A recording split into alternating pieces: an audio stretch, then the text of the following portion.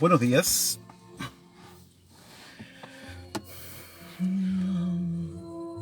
Miren qué linda música para iniciar la clase de este día.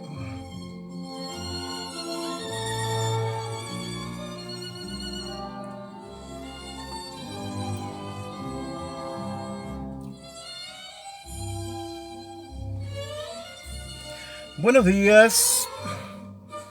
Miren con la linda música que los espero para el apocalipsis.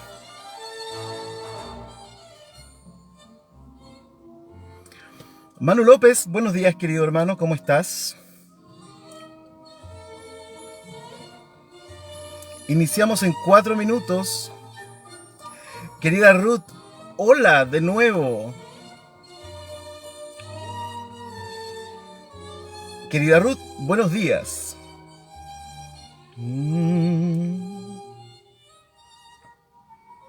Ahí estamos. La Maggie. Ay, qué simpática. Bueno, vamos a compartir el enlace entonces de la clase de este día. Buenos días mi gente, dice Lulú Campos. Buenos días, buenos días, buenos días.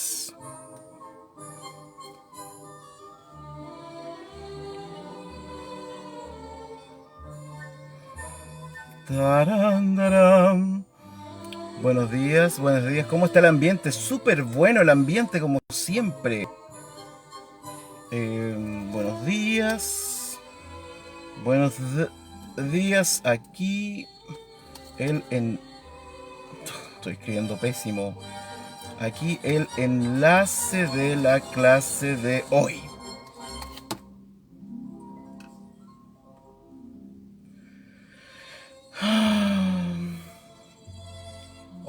Escribí todo mal. César Beltrán, buenos días Fer García.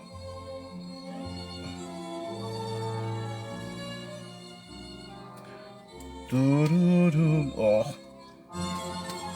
Ahí sí. Listo, enviado el enlace. Pueden compartir el enlace con quienes ustedes quieran. Con quienes quieran meterse en problemas. Mándenle el enlace a John MacArthur. Good morning, good morning, good morning. Agustín Andrés, buenos días. Maggie, morning. Luis García, buen día, con compasión.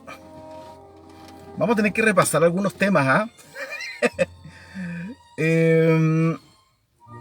Gerson, aquí estamos, pues, querido hermano Gerson, proclamando, ¿no?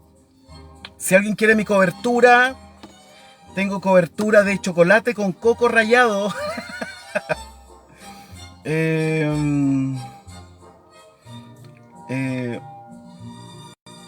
Saludos, saludos. Buenos días, Danilo. Bienvenido a este grupo. ¿Cómo estás, querido Mario? Buenos días, hermano. Qué bueno ese arreglo. Como se quita los 30. Comenzamos en 1 minuto. Uy, ¿cómo pasaron 3 minutos tan rápido? Omar Rojas, buenos días. Buenos días, querido Ernesto. Cafecito y sol, mira, acá está nublado.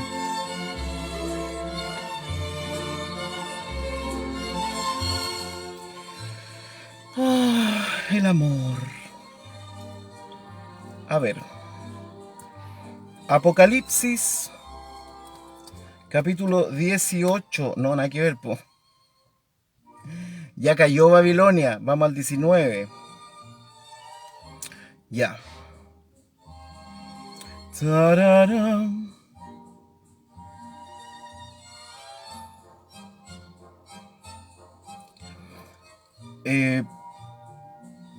Porfe, avise cuando estará en...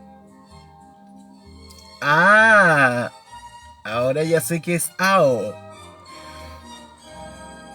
Yo soy solo un pámpano injertado que me invitan. Quiero una palabra rema. Bueno, acá tenemos el Club Fénix y el Centenario para los que quieren remar. Turuncha. para disipar espíritus territoriales. Ya, se acabó la música. Porque nos vamos rápidamente hacia el texto bíblico, ¿sí? Para eso estamos. ¿Qué dice la Maya? Estoy escuchando a la Eta James. Más o menos el mismo espíritu. No sé quién es.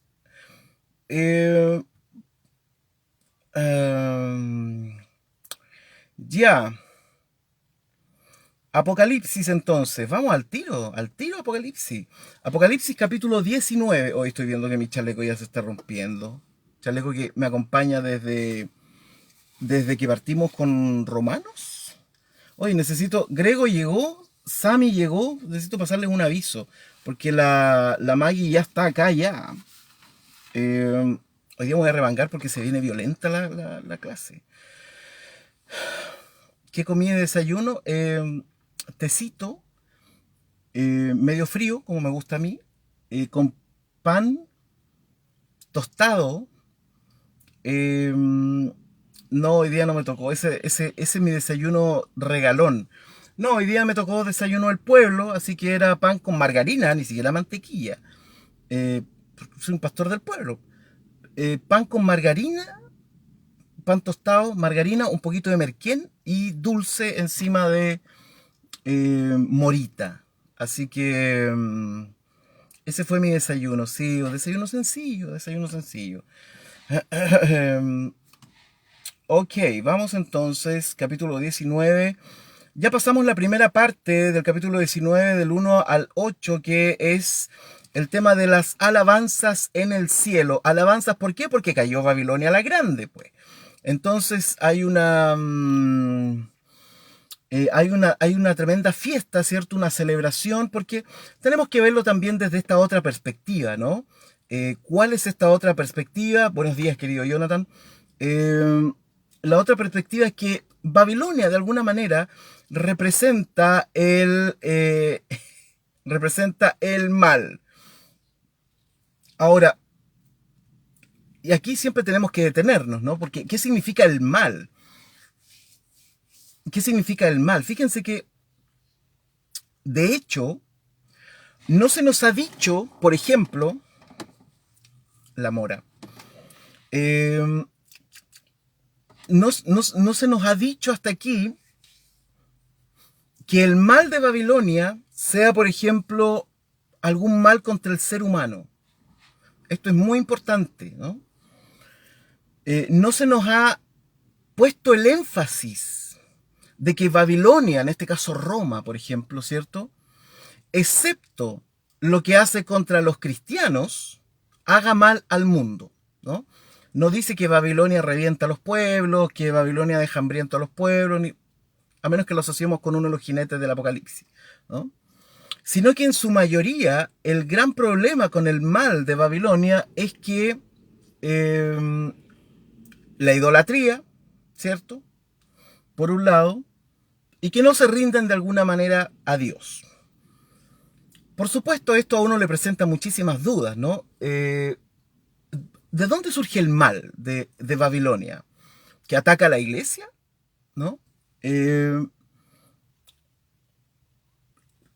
Y persigue a la iglesia, ¿por qué? Esto también tenemos que preguntarlo, ¿no? Si Roma persigue a la iglesia, ¿cuál es la razón de la persecución de la iglesia? Es porque la iglesia esencialmente no quiere adorar al César. Por lo tanto,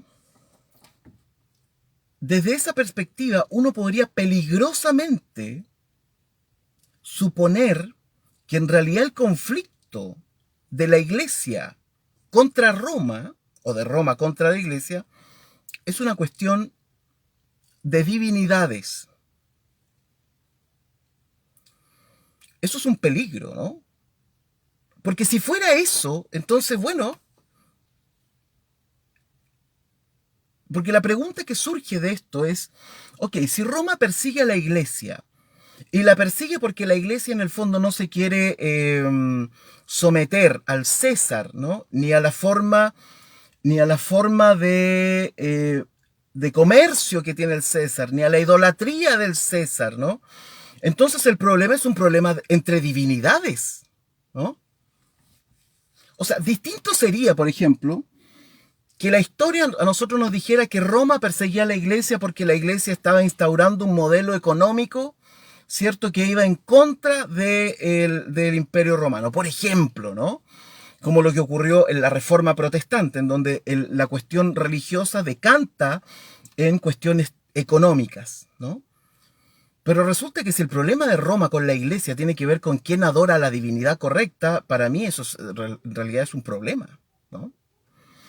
Eh, Hemos intentado asociar en algunos momentos a Apocalipsis con Daniel. Bueno, en el libro de Daniel, todos quedan maravillados, ¿cierto?, de cómo Daniel y sus amigos no se inclinan, ¿cierto?, ante la imagen y la presencia del monarca,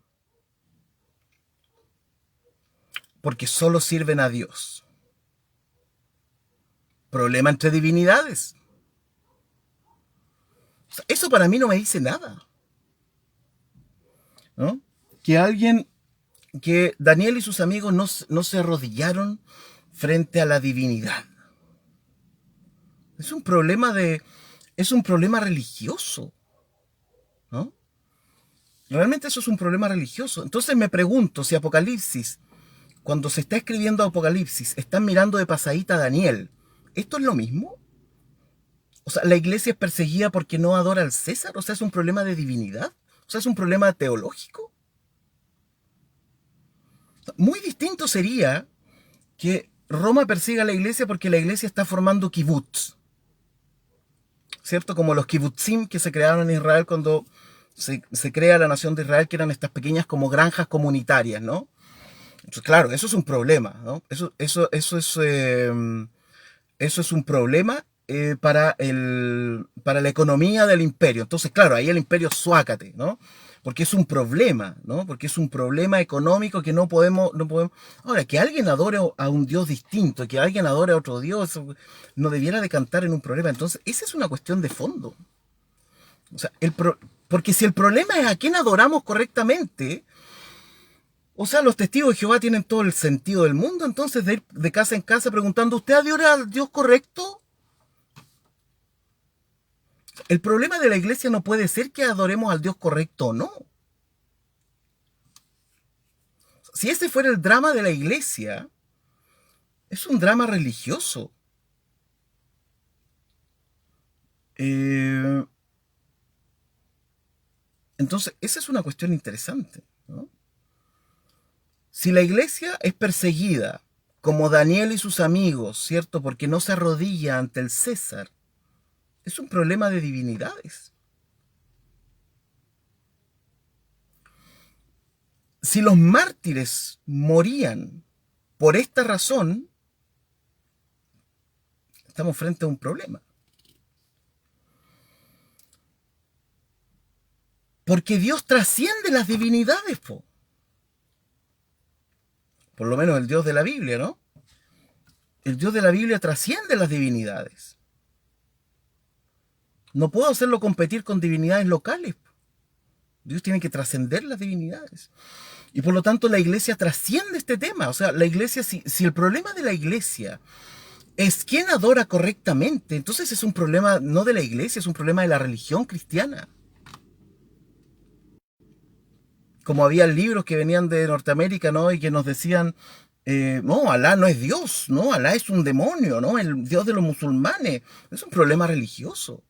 O sea, muchos de los problemas que Norteamérica y los cristianos protestantes de Norteamérica tienen con todo el resto del mundo son problemas religiosos. ¿De quién adora correctamente? Yo les pregunto, ¿ese era el problema de la iglesia? O sea, la iglesia cuando nace su drama era un drama de culto. ¿Era de quién adoraba correctamente? ¿Ese era el problema? O sea, si ese era el problema, si ese es el quid, ¿no es cierto?, del asunto, entonces me busco otra religión. Pero la iglesia debe trascender estas cuestiones, ¿no? La iglesia no puede estar en eso, ¿no? Eso no es un tema para la iglesia, ¿no? O no debiera ser un tema para la iglesia. Cuando Jesús habla con la mujer samaritana y tienen una discusión acerca de dónde se debe adorar, ¿cierto? En cuál monte, Jesús le dice, mira, va a llegar un momento en que los verdaderos adoradores, esto es como un trabalengua en la Reina Valera, adorarán a Dios en espíritu y en verdad. O sea, eso para mí es fundamental. Es fundamental. Si yo estoy en la iglesia no es porque yo crea que estoy en la religión correcta, porque yo no puedo medir la influencia de la iglesia en términos de lo correcto o lo incorrecto, en términos cúlticos. La iglesia debe trascender eso, ¿no? Cuando vemos a Jesús hablarnos de Dios, ¿cierto? El reino de Dios ha llegado. ¿Usted se fijó si Jesús fue al templo y dijo, miren, saben que esa menorá no tiene que estar a la derecha, tiene que estar a la izquierda, ¿no? O el lugar santísimo tiene que ser más ancho, ¿no? Y esos flores que tienen ahí bordadas en la cortina que separa el lugar santo, no, eso está mal hecho, ¿no? Tenían que bordarlo con oro de 16 quilates, no de 18. O sea, Jesús ni se metió en los temas del culto, ¿no? O sea, no fue un tema para él, no fue un tema religioso. El reino de Dios no era un tema religioso, no era un tema de Dios contra qué Dios, ¿no? Sino que Jesús nos vino a mostrar la trascendencia de Dios, que trasciende esta chimuchina, como decimos en Chile, de Dios peleando contra otro Dios, ¿no? Ay, estoy enojado porque ahora te adoran a ti, ¿no? Y el otro dice, no, ahora estoy enojado porque me adoran a mí, no sé. Si ese es el tema de la iglesia, entonces es un tema religioso, ¿no? No espiritual. Por eso la espiritualidad debe trascender las religiones. Porque si no trascienden las religiones, entonces no tiene mucho sentido, ¿no? Exacto, Mario. O sea, la única vez que quiso hacer un cambio Jesús en el templo no fue para cambiar el arca del pacto del lugar, ¿cierto? Ni para decir, no, ustedes están adorando, no sé qué, no, sino que fue para intervenir frente al problema social que ocurría con los que vendían cosas dentro del templo. La única vez que quiso hacer un cambio en el templo tenía que ver con las platas que se estaban ocupando en el templo. O sea, fíjense, ¿no? Pablo mismo, cuando va a predicar a Atenas, no sé, y se encuentra al Dios desconocido y dice, yo vengo a predicar de ese. Claro, ¿no? Porque Dios debe trascender estas cuestiones. Y eso es lo que yo veo en el Evangelio, ¿no? O sea, Jesús no nos viene a mostrar, miren, este Dios que yo les vengo a predicar es mejor que el Dios de los mesopotámicos, ¿no? El Dios que yo les vengo a predicar es mejor que el Dios del César, ¿no? El Dios que no es una lucha de dioses, ¿m? No es una furia de titanes. O sea, Dios debe trascender esa cuestión, ¿no? O sea, me imagino que creemos en un Dios que trasciende las religiones, ¿no? Así que Ruth dice, ¿por qué será entonces que Dios da tantas instrucciones y detalles sobre los rituales y construcción de las tiendas y el templo? Qué buena pregunta, Ruth.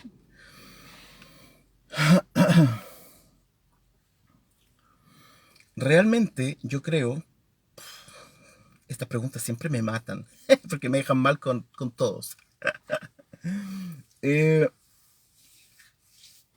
Entre paréntesis, ¿a qué categoría estoy postulando? Ya después le voy a contar de eso,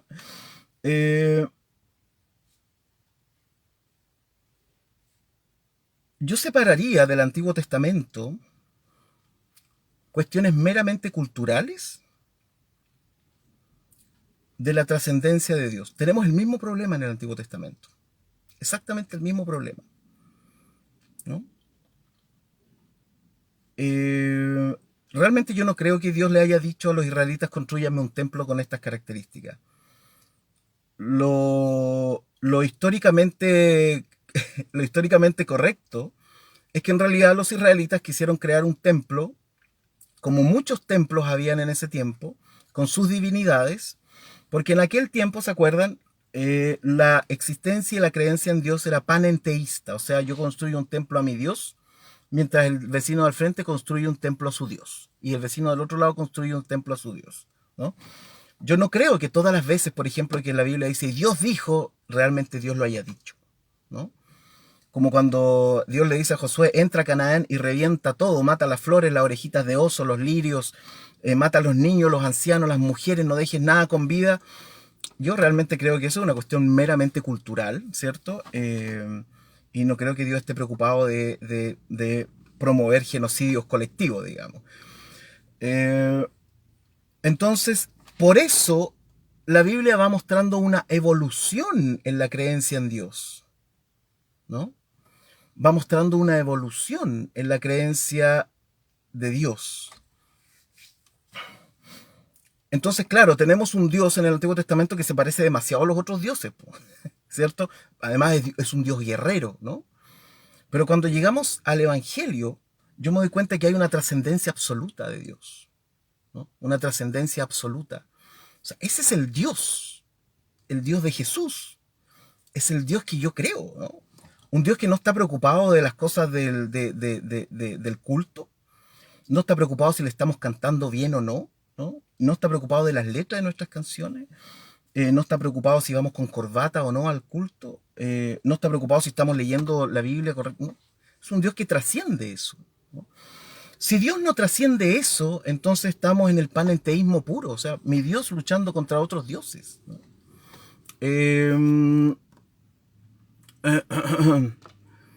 Eh, Chuata, dice Juan Esteban, si no podemos confiar en cuando la Biblia dice que Dios dijo y si no podemos determinar si lo dijo o no lo dijo, tenemos un grave problema. Yo creo que es un gran desafío. No sé si es un gran problema. Eh, yo creo que es un tremendo desafío, ¿no? Eh, Primero tenemos que pensar que la Biblia la escribieron personas. Personas que tenían una cultura, eh, ten- tenían una cultura distinta de la nuestra. Entonces, evidentemente, ellos van a decir, bueno, Dios dijo, ¿no? Dios dijo esto otro. Entonces, para mí es un desafío. ¿En qué sentido? Es un desafío en el sentido de que yo tengo la responsabilidad de encontrar en las palabras de la Biblia la palabra de Dios. Por eso, eh, para nosotros los cristianos, y déjenme contarles que en la tradición luterana esto es súper importante, en la tradición luterana Jesús es el centro del texto. Ahí está todo. ¿Mm? Jesús es el centro de todo, ¿no? De hecho, hubo una declaración que hicieron los pastores que estaban en contra del régimen nazi en Alemania, que se llama la Declaración de Barmen, en donde ellos dicen de una manera bellísima, dicen, nosotros creemos que Jesús es la palabra de Dios. Esa es la palabra de Dios. Si alguien me pregunta cuál es la palabra de Dios en la Biblia, no, es Jesús. Él es la palabra, Él es el verbo, ¿no? Y lo predicamos todo el rato. Entonces yo debo contrastar esta palabra de Dios, que es Jesús, con las palabras escritas por personas. Debo hacer un contraste entre entre una cosa y otra. Eh, y desde ahí yo puedo hacer un juicio amoroso si uno quiere, ¿no? Entonces, y ver qué cosa es más superior. Y eso, y si uno hace ese ejercicio, te das cuenta y puedes resolver un montón de cosas, ¿no? Si yo, por ejemplo, veo a un Jesús, que es la palabra de Dios, ¿cierto? El verbum Dei. Un Jesús que dice, mira, acompaña al que te hace mal, ora por tus enemigos, pone la otra mejilla si tú quieres, el mayor mandamiento es el amor, y lo comparo con estos escritores que decían que Dios los mandaba a matar a cuanto ser humano se les pasaba por delante. ¿Qué es superior? Para mí es mucho más superior lo que dice Jesús. ¿Superior en qué sentido? En que yo aspiro a eso. Yo aspiro a eso, ¿no? Yo digo, eso es superior. Uno como ser humano siempre va a querer aspirar a algo mejor. Y si tú me pones a un escritor bíblico que dice que Dios te manda a reventar al otro pueblo, eso para mí no es superior, eso es barbárico. Eh, entonces, hoy se armó, qué interesante. Pero mire, siempre nos enseñaron que la Biblia era la palabra de Dios escrita por humanos, pero inspirada por Dios. Exacto. Inspirada. Esa es la clave. Inspirada. No dictada. No escrita por Dios. Inspirada. Entonces lo que yo tengo que buscar en el texto bíblico es la inspiración. ¿Dónde está lo inspirado? Inspirar tiene que ver con el espíritu, ¿cierto? Tiene que ver con lo espiritual. Entonces, lo que yo debo buscar ahí en el texto es eso. Pero ¿cuál es mi faro? ¿Hacia dónde miro para saber dónde está bien y dónde está mal? ¿Dónde creen ustedes que tenemos que mirar? Exacto. Yeshua Bar Yosef, ¿no? Hacia ahí tenemos que mirar. Él es el Verbum Dei, ¿no? Él es el Verbum Dei. O sea, hacia ahí tenemos que mirar. Y ahí vamos a entender, ¿no? Porque si me pongo a tomar textos de todos lados, o sea, lo mismo pasa con Pablo, por ejemplo. Calle la mujer en la congregación y no le permito que enseñe y cállese, cállese. Y váyase para su casa y aprenda, sujeta a su marido ahí. Si yo tomo puros textos sueltos, ahora comparen ese texto de Pablo con el Verbum Dei. ¿Qué es superior? Jesús dialogando y filosofando con la mujer samaritana. Jesús enseñándole, ¿cierto?, a Marta y María. Jesús hablando con María Magdalena. O el texto donde Pablo dice que la mujer se calle. Lo que hace Jesús es superior. Por eso, esta idea muy protestantemente norteamericana de la inerrancia bíblica en el protestantismo histórico no tiene sentido. Quizá ustedes no lo sabían, ¿ya? Pero en el protestantismo histórico no existe esta creencia en la inerrancia bíblica. Entonces,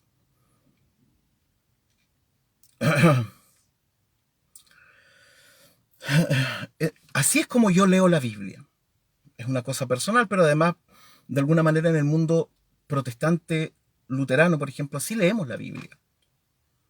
Buscamos siempre qué es lo superior y en Jesús siempre encontramos lo que es superior. Nosotros no consideramos que toda la Biblia tiene el mismo peso, ¿no?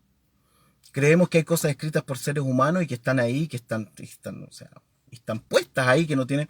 Hay cuestiones que son culturales que tienen que ver exclusivamente con el pueblo de Israel, no con nosotros, por ejemplo. Entonces yo tengo que hacer esa separación también. Todas las leyes de la Torá, Deuteronomio, Levítico, Números, no son aplicables para nosotros. Entonces, racionalmente digo, eso no tiene nada que ver conmigo. Perdón. Esto tiene que ver con los judíos, no conmigo, ¿no? Entonces, ahí yo puedo hacer una distinción. Cuando Pablo dice que la mujer se calle, yo digo, esto no tiene que ver con mi era, ¿no? No tiene que ver con mi época, no tiene que ver conmigo. Listo, tampoco tiene que ver conmigo. Lo hacemos a diario cuando leemos la Escritura.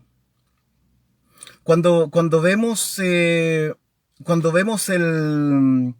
la historia del levita y su concubina, que al final la violaron no sé entre cuánto y la descuartizó y mandó los pedazos de la concubina a las 12 tribus de Israel, uno dice, ¿y eso qué tiene que ver conmigo? ¿Y por qué está escrito eso ahí? O sea, ese ejercicio lo hacemos siempre. Siempre. Entonces, por eso el faro a donde nosotros debemos mirar siempre será Jesús, porque Jesús nos vino a mostrar a un Dios trascendente. No nos vino a mostrar la furia de titanes, ¿no? Mi Dios contra tu Dios. Nos vino a mostrar la trascendencia de Dios.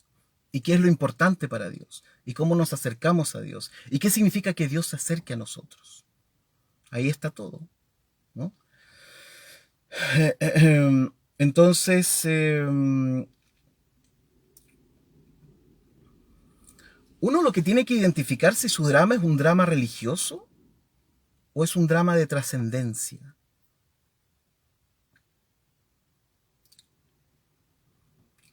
El drama religioso es un drama que se mantiene aquí, ¿no? No, Dios no es igual que Brahma de la India. No, pues no es igual. Pero no lo puedo hacer competir con Brahma de la India. Tengo que encontrar a Dios, ¿cierto?, en la India. Tengo que encontrar la trascendencia de Dios en el mundo musulmán. Tengo que encontrar la trascendencia de Dios aquí, con los mapuches, en su espiritualidad profunda. Ahí está. Cuando tú no haces eso, entonces estás en una lucha de dioses, ¿no? ¿Cuál divinidad es mejor que la otra? Bueno, yo creo que Jesús nos vino a enseñar que esto es mucho más trascendente que eso. O sea, Dios trasciende esta lucha de divinidades. Cuando yo veo a Daniel, ay, es que Daniel nos inclinó ante el Dios, el extranjero. Y lo dicen así como con pecho de paloma, miren, Daniel nos inclinó ante el Dios extranjero. Entonces nosotros tampoco nos podemos inclinar ante el Dios extranjero. Hablemos de economía, hablemos de economía de libre mercado, hablemos de consumismo, hablemos de daño ecológico, hablemos de nuestro apetito voraz por la tecnología, hablemos de la cantidad de horas enfermizas que pasamos en redes sociales y después me dices que tú no sigues al Dios de este mundo. Bueno, Dios trasciende esto, ¿no? Por lo menos eso es lo que yo creo. Si Dios no trascendiera esto, entonces estoy en una lucha de panteón de dioses. No quiero estar ahí. No me interesa.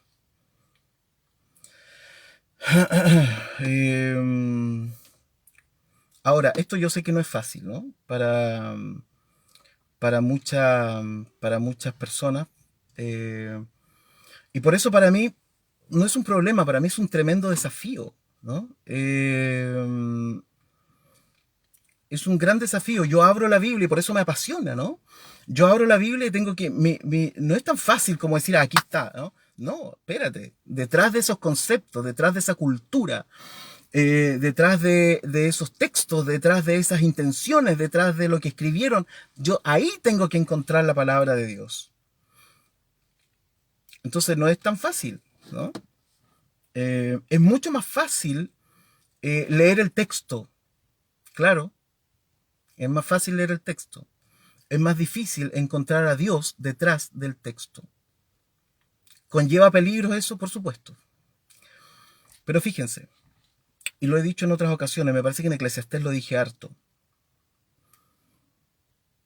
Cuando tú de pronto encuentras a los místicos, judíos, cristianos, musulmanes, sufíes, cabalistas, monásticos, les doy autores, ¿cierto? Richard Rohr, por ejemplo. Pastores, pastoras, teólogos, teólogas de distintas religiones, ¿no? Raymond Panikkar, que son como mis autores favoritos además, ¿no? Pero te los encuentras junto a otros autores y místicos, te das cuenta que todos están hablando en el mismo lenguaje, todos. No importan sus denominaciones, tienes musulmanes, tienes judíos, ¿cierto? Tienes católicos, protestantes, y de pronto están todos hablando el mismo lenguaje de Dios de la misma forma. Thomas Merton, exacto. Pongan ahí autores místicos, ¿no? Un montón.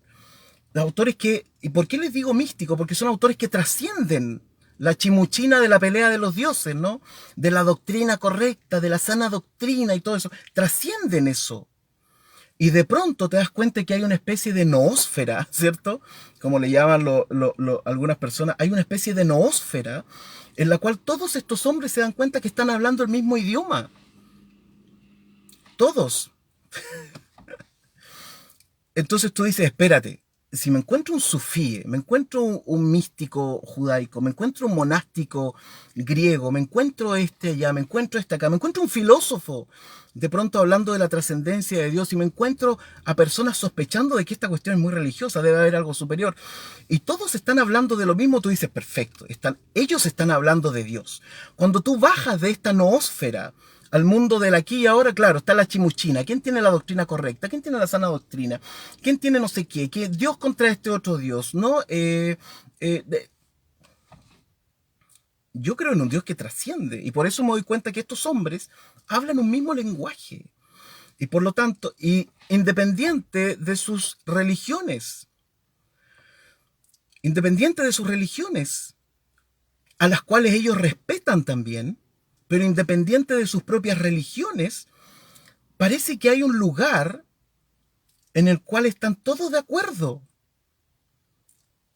Todos de acuerdo, exacto. no sé si se llamará exactamente eso ecumenismo, ¿no? Pero hay un punto en el que tú te encuentras que todos los religiosos y filósofos del mundo están de acuerdo. No, no totalmente, ¿no? Pero hay una trascendencia que sus estudios, su análisis, su profunda devoción los ha llevado hacia otro estado. Y en ese estado son todos iguales. Pero tú cuando bajas de ese estado está la pelea de quién tiene la denominación correcta, quién lee mejor la Biblia, quién tiene la interpretación correcta. Y tienes gente diciendo barbaridades, como un montón de gente que en el mundo sale diciendo, porque claro, estás en una etapa en la cual estás en una etapa de la historia o en una transición histórica en la cual eso es importante para ti, ¿no? Eh, entonces, y miren, ahí están colocando nombres. Hernán Mulato, ¿no? Pastores. Omar Cortés, pastores. Y otros tantos. Entonces, hay otro lugar donde, donde ya no me importa este picoteo de acá abajo, ¿no? Eh, donde me hace mucho sentido, ¿no? Las palabras de Jesús cuando dice bienaventurados los pacificadores. Ahí están, po, en la noósfera. He hablado tanto de la noósfera que ahora lo voy a buscar. Porque me acuerdo que es un estado de la conciencia.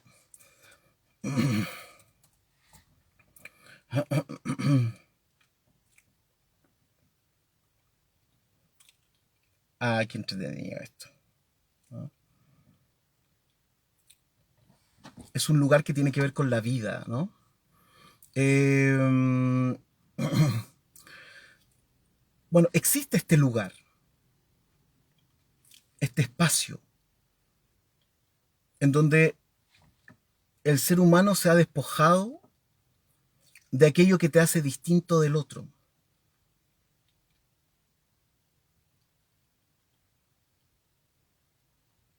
Y yo creo que hacia allá debe caminar la espiritualidad, hacia un estado en donde ya no te diferencias del otro, porque en los estados religiosos tú te diferencias del otro. Y cuando tú te diferencias del otro, lo que estás haciendo es que estás alejando al otro de ti. Por eso, mientras más fundamentalista una persona se hace, más aleja a las personas de sí mismo, a los de su propia familia incluso. Mientras más desciendes en esta escalera, ¿no? Mientras más desciendes hacia el fundamentalismo, más apartas al otro de ti, porque encuentras que el otro no es digno de estar contigo, porque está equivocado el otro. En la medida que vas subiendo esta escalera y llegas a este estado, ¿cierto? Te vas dando cuenta que no eres tan diferente del otro. Y vas incorporando al otro en tu vida. Y el otro ya no es un enemigo, ya no es un diferente, ¿cierto? Sino que de pronto es alguien con quien puedes caminar. Pero para eso necesitas un nivel de espiritualidad, creo yo, que debe ser trascendente. Y esa trascendencia tiene que ver con dónde miras la Biblia y qué parte te hace sentido la Biblia. Por eso hay gente, por ejemplo, que a Jesús no le hace ningún sentido dentro del cristianismo. Hay gente que ve a Jesús y dice, oh, qué lindo, sí, el amor, sí, qué lindo el amor, sí. Y así, con ese tono, sí, no, sí, el amor. Ahí va Jesús en una combi pintada con flores. Qué lindo, lindo. Pero prefiero a Pablo, ¿no? Pablo, ¿no? La predestinación, eso es, por hermano. O Pablo, la ira de Dios. Ahí está. Pablo, el que dice, si este no creyó, átenlo y entréguenlo a Satanás. Es el que me gusta. ¿Ah? Eh, eh, ¿Cierto? Entonces va a depender. ¿Qué partes de la Biblia te gustan, por ejemplo? Eso sería como un axioma. Dime qué parte de la Biblia te gusta y te diré quién eres. O en qué nivel estás, ¿no? Eh, así que. El Uber. Eh, pero bueno. Entonces, cuando tú encuentras un lenguaje similar, ¿no les parece extraño? Todos los que están leyendo a Richard Rohr, los que están leyendo a Richard Rohr, los que están leyendo a la Nadia Bolz, los que están leyendo a Thomas Merton, los que están leyendo a Rob Bell, los que están... Claro, ¿por qué les dicen liberales? ¿Por qué les dicen liberales? Porque están libres. Porque están libres, ¿no? Porque claro, no están en el mundo, en el mundo de la dualización, de la separación. Estas personas han trascendido al mundo de la unificación, ¿no? Bueno, Jesús lo dijo, no lo digo yo. Padre, te pido que sean uno.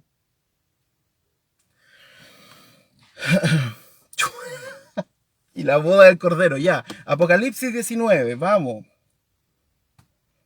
Esto nació porque alguien hizo una pregunta. Échale la culpa a la persona que hizo la pregunta.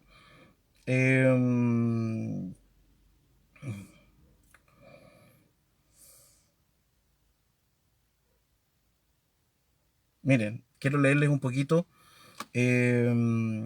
acerca de la noósfera. Dice,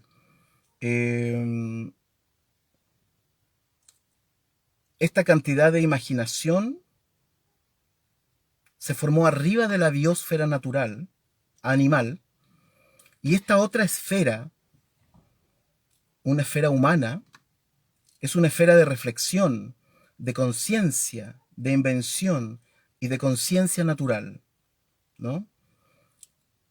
La unidad consciente del alma le llamó Teilhard de Chardin. Bueno. Bueno.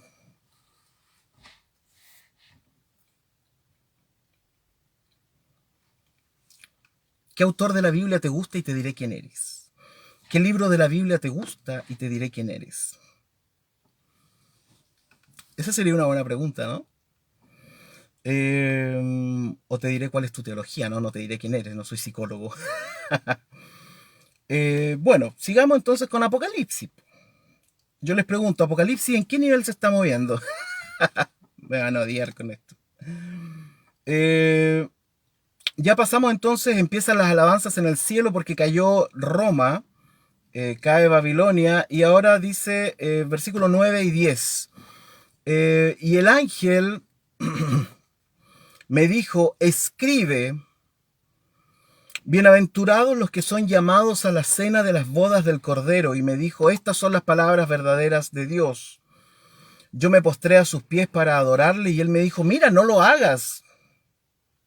Yo soy consiervo tuyo y de tus hermanos que retienen el testimonio de Jesús. Adora a Dios, adora a Dios. Porque el testimonio de Jesús es el espíritu de la profecía, ¿no? Adora a Dios. No quiero pensar que Apocalipsis es un rollo de adoración, ¿no? Entonces, bueno, adora a Dios porque el testimonio de Jesús es el espíritu de la profecía. Eso es bastante críptico, ¿no? No llores, Will Graham. Mándale esta clase a Will Graham, va a estar feliz.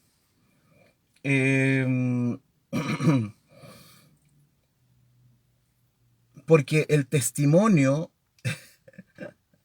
de Jesús es el espíritu de la profecía. Qué interesante, ¿no? Hemos hablado en otras ocasiones del testimonio de Jesús acerca de que son los mandamientos, ¿cierto? Y ahí nos detuvimos harto rato. Y alguien intentó rebelarse en este grupo cuando llegamos a ese tema. Entonces el testimonio de Jesús, lo que dice Jesús, ¿cierto? O lo que Jesús es el problema con la palabra testimonio, ¿no? Testimonio es lo que dice el otro o testimonio es lo que el otro es, ¿cierto? El testimonio de Jesús es el espíritu de la profecía y tenemos segundo problema, porque la profecía usualmente pensamos que son cosas que se dicen respecto del futuro, pero no siempre es así. La profecía la parte profeta que Jesús tenía era que Jesús nos vino a decir que era lo que Dios quería, ¿no? Por lo tanto, la profecía tiene que ver también con decir, mira, esto es lo que Dios quiere. Y eso es una cosa súper interesante porque tiene que ver con todo lo que hemos estado hablando hoy día. Si yo te pregunto, ¿qué es lo que Dios quiere? Esa respuesta va a decir quién eres tú. ¿Qué es lo que Dios quiere? Pero tampoco es tan simplona la respuesta del tipo así como, ay, Dios quiere amor para el mundo. Eso también. Y así decimos, quiero amor para todo el mundo, amor y paz. Eh, Porque siento que también el amor lo hemos manoseado hasta decir basta. A veces es una proyección de la culpa de nuestra conciencia y hablamos del amor y hablamos del amor y hablamos del amor. Y la verdad es que no tenemos muchos actos de amor en el día a día, ¿no? Pero hablamos del amor y hablamos de... Entonces, el amor también hay que pegarle una repasada, ¿cierto?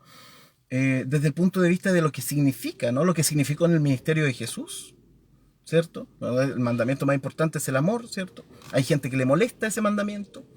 Eh, entonces tenemos que analizar qué significa eso también, porque por un lado hacemos gárgaras con el amor. Todo el mundo habla del amor, ¿cierto?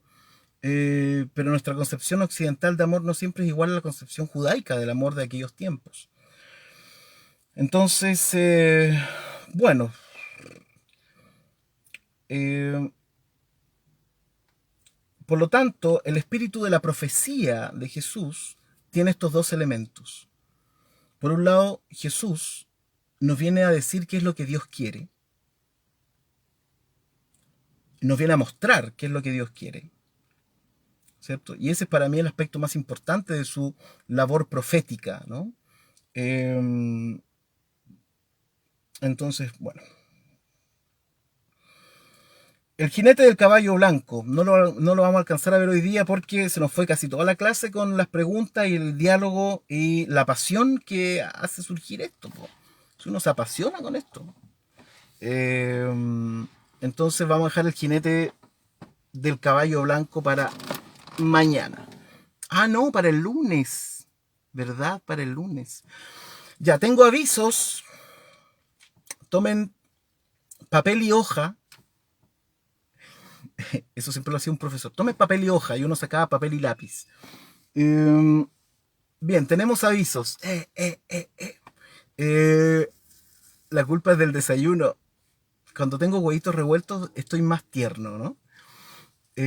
Ya, tenemos un aviso súper importante, súper hiper importante. Tome nota, por favor, porque el avisos parroquiales, gracias Anto.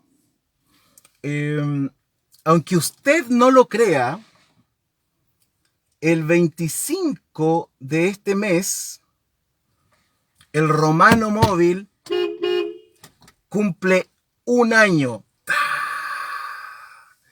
En serio, cumple un año. Desde que partimos con el estudio de Romanos, el 25 de marzo del 2020. Así es. Ahora se viene la media fiesta por Zoom. Y tome nota, porque nos queremos juntar el viernes 26, ¿cierto? Porque el jueves no, vamos a dejar para el viernes, cosa del otro día, con lo mal que vamos a quedar no levantarnos temprano, pero todo va a ser por Zoom. Cumplimos un año en el Romano Móvil, muchos de ustedes creo que han estado... Hay gente que ha estado todas las clases, hay gente que ha estado muchísimas clases, ¿ah? Ya, entonces anote, viernes 26, entonces se viene la gran fiesta del primer año, estoy profetizando, ¿eh? Del primer año del Romano Móvil. Así que prepárense con sus mejores gorros, sombreros, etcétera. Ya, ¿y por qué yo necesitaba que esté la Maggie con la Grego? El Sami no, seguramente está puro trabajo. Y Misael, ¿cierto? Porque viernes 26, Antonia.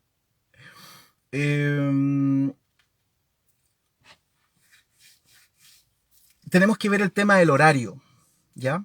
Porque queríamos hacerlo a las 9 de la noche, pero a las 9 de la noche en España son como las 5 de la mañana, ¿no? O no. Entonces, díganos una hora, sería ideal que los de España se pudieran decirnos, miren, porque ni siquiera sé cuántas horas de diferencia tenemos. Grego, ¿estás por ahí o no? Porque acá van a ser las 10, son 10 para las 10.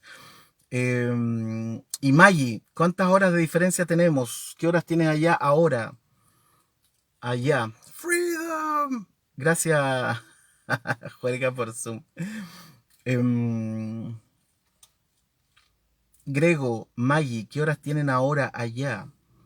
Porque tenemos que ver el tema de la hora. Ya, po, las 4 eso, ya. Entonces tenemos 10, 11, 12, 1, 2, 3, 4, 6 horas de diferencia. Uy, eso es harto. ¿Qué es lo más tarde que te puedes acostar, Grego? Maggie, ¿qué horas tienes allá? Em, pues dinos, ¿qué horas tienes allá? Eh, Porque con España entonces tenemos 6 horas de diferencia. Si no, tendríamos que hacerlo como a las 6, como un cumpleaños de niño.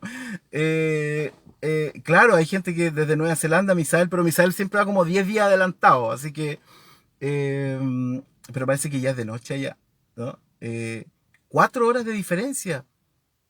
Ah, no es que sean las 4, ya son 4 horas de diferencia. Ah, mucho mejor. ¿Qué es lo más tarde que te puedes acostar, Grego?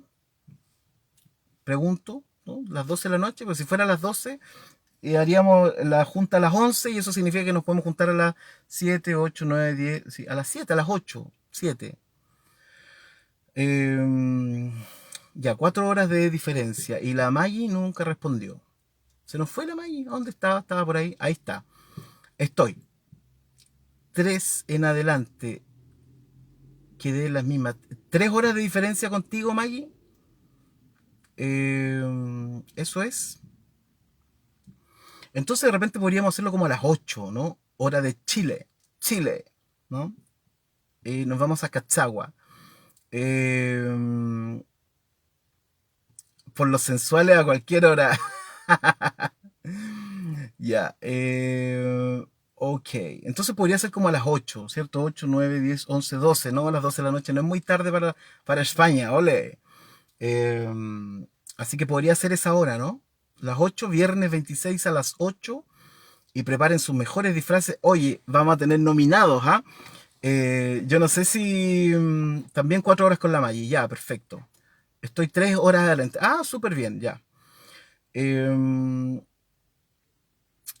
Vamos a tener un montón de nominaciones, ¿ah? Entonces, yo no sé si Patito las puede colocar ahí, las tiene a mano, para que vayan pensando, porque en el grupo de WhatsApp ahí vamos a armar el merequetengue, ¿ya? Y se viene con Tuti. Y alguien tiene que dirigir esto, yo no lo voy a dirigir, pues, ¿no? ¿Cierto?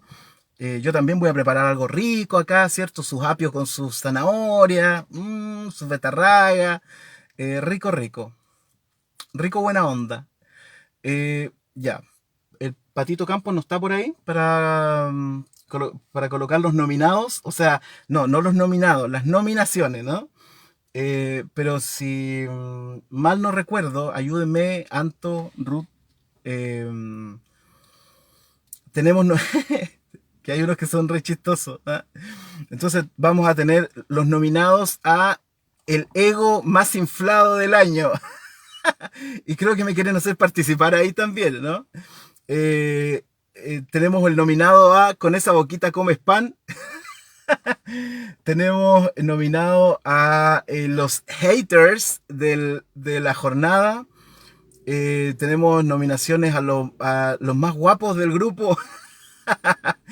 Mira, los talentosos pueden cantar, bailar, etcétera, ¿no? Tenemos varias nominaciones, serán como 20 nominaciones y todos van a estar ahí. Y creo que van a hacer un concurso así como votar online al tiro, ¿no? Ahora, yo no sé por qué me quieren poner entre los que tienen el ego más elevado, eso yo no lo sé. Entonces, vamos a tener momentos inolvidables, como cuando ustedes recuerdan, ¿no? Robertito estuvo aquí, nominado a los más sensuales, etcétera, ¿no? Bueno, y tenemos un montón de nominaciones más. Así que al comentario, nominado al comentario más ácido del grupo, etcétera, etcétera, etcétera. Los más humildes. Ay, soy tan humilde que nadie es más humilde que yo. Mira, ahí está el intenso, aquí está el intenso, el ególatra, el sensual, el regalón. Ese dijeron el regalón del profe. El más disperso, el guapetón, el poeta, ¿no? Entonces, el más peleador, el rebelde, etcétera. Eh, Así que tenemos varias nominaciones para el tema. Eh, bueno, lo vamos a pasar bien. Viernes 26 entonces a las 8 voy a confirmar con Sami. Sería entonces nuestra fiesta de aniversario de El Romano Móvil. Así que eso, ya. Pásenlo bien, nos encontramos, bueno, mañana los que quieren pueden estar en la meditación en la mañana, eh, a las 11 de la mañana. Yo envío el enlace también para quienes se quieran conectar por Zoom, es media hora, donde tenemos silencio, meditación, algunas palabras por aquí y por allá, una cosa muy, muy íntima y que le hace muy bien a nuestro espíritu también. Lo pasamos súper bien ahí. No hablamos nada, solo estamos calladitos, escuchamos algunos sonidos y cosas así. Así que eso va a ser mañana para quienes nos quieran acompañar. Bueno, y eso sería, po, ¿ya? Mañana meditación a las 11. Busquen un lugar cómodo. Si están cerca de la naturaleza, pucha, ideal, ¿cierto? Salgan ahí, respiren, tomen fuerza para este tiempo que también estamos viviendo, ¿ya? Así que, bueno, nos vemos con la clase. Seguimos el lunes a las 9 de la mañana, si Dios quiere, y seguimos estudiando compleja y profundamente el Apocalipsis. Que estén súper bien. Chao. O vela chao, vela chao, vela chao, chao, chao. Nos vemos. Goodbye. Ah, ¿verdad? El culto a las 11 del domingo para quienes nos quieran acompañar igual. Gracias, Anto.